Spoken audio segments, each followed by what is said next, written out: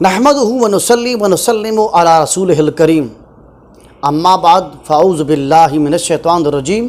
بسم اللہ الرحمن الرحیم۔ ناظرین اکرام، میں آج اپنے تمام ناظرین کی توجہ ایک ایسے مسئلے کی طرف لے کر جانا چاہتا ہوں۔ وہ ایسا مسئلہ ہے جس کا تعلق حرام اور حلال کے ساتھ ہے۔ یہ بہت اہمیت کا مسئلہ ہے۔ میں اپنے ناظرین سے گزارش کروں گا آپ خود سنیں اور دوسروں تک اس کو پہنچائیں، تاکہ کوئی ایک بندہ بھی اس مسئلے کو سن کر عمل کر لے گا تو انشاءاللہ ہمارے دنیا اور آخرت سنور جائے گی اور وہ بندہ بھی اس گناہ سے بچ جائے گا۔ موجودہ دور کے اندر 50% لوگ 50% لوگ اس گناہ کے اندر مبتلا ہو چکے ہیں اور ان کو اس گناہ کا علم ہی نہیں ہے۔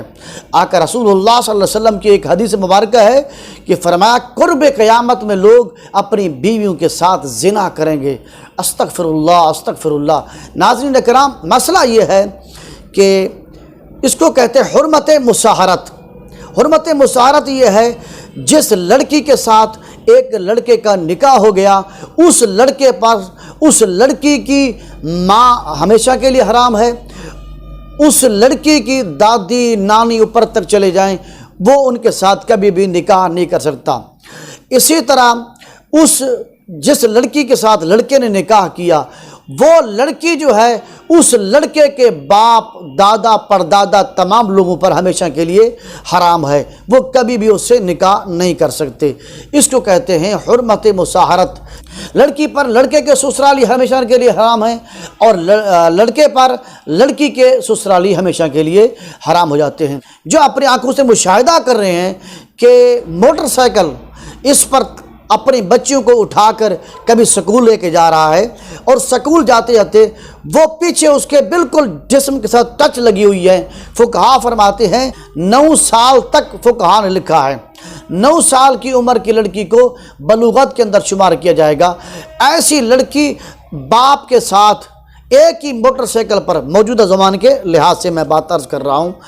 باپ کے ساتھ موٹر سائیکل پر اس طرح ٹچ ہو کے بیٹھی ہوئی ہے، اسلام میں جائز نہیں ہے، اس سے بچنا چاہیے۔ اگر بیٹی کا جسم اپنے باپ کے جسم کے ساتھ ٹچ ہو گیا اور باپ کے جسم کو ٹچ ہوتے ہی باپ کے دل کے اندر شہوت ابھر پڑی تو اس سے جو ہے اس لڑکی کی ماں یعنی اس مرد کی بیوی ہمیشہ کے لیے حرام ہو جائے گی۔ اسی طرح بہنیں اپنے بھائی کے ساتھ، بیٹیاں اپنے باپ کے ساتھ، ساس اپنے داماد کے ساتھ ایک موٹر سائیکل پر سواری نہیں کر سکتی، شرعی طور پر جائز نہیں ہے۔ اگر ان کا جسم ان کے ساتھ، بھائی کا جسم بہن کے ساتھ ٹچ ہو گیا یا بیٹی کا جسم باپ کے ساتھ ٹچ ہو گیا، داماد کا جسم ساس کے ساتھ ٹچ ہو گیا اور ان کو شہوت آ گئی تو یہ تمام رشتے ایک دوسرے کے لیے ہمیشہ کے لیے حرام ہو جاتے ہیں۔ اور اس طرح اگر عمل کریں گے، ساس کے ساتھ ٹچ ہو گیا جسم اور ساس اور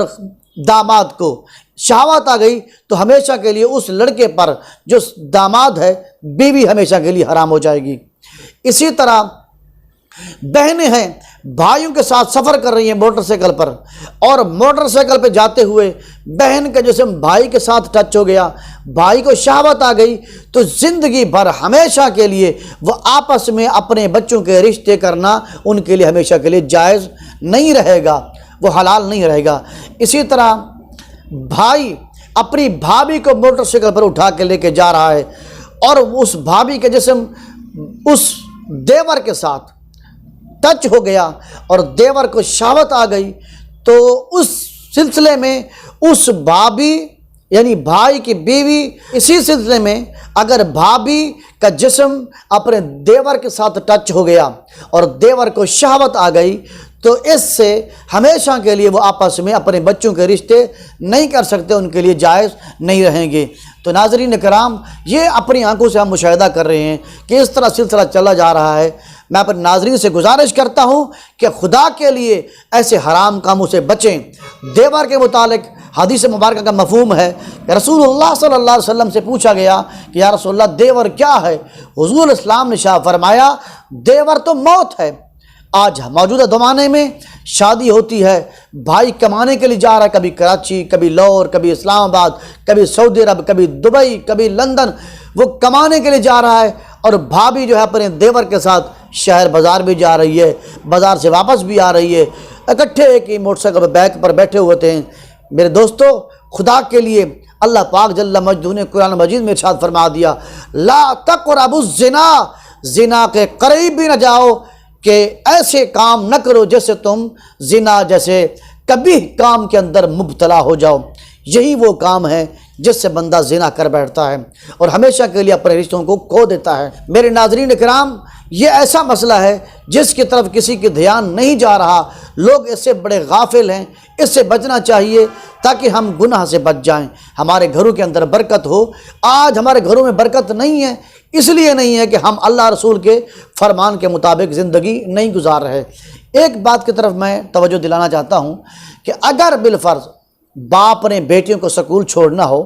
یا ساس کو کہیں لے کے جانا ہو دوائی کے لیے، یا کوئی اور مسئلہ ہو لے کر جانا ہو، یا اپنی بہنوں کو، اپنی بھابھی کو لے کر جانا ہو، کہیں لے کر جانا ہے ضروری کام کے لیے، اور موٹر سائیکل پر بھی لے کے جانا ہے، تو اس کے لیے بہتر طریقہ یہ ہے درمیان میں ایک تھیلا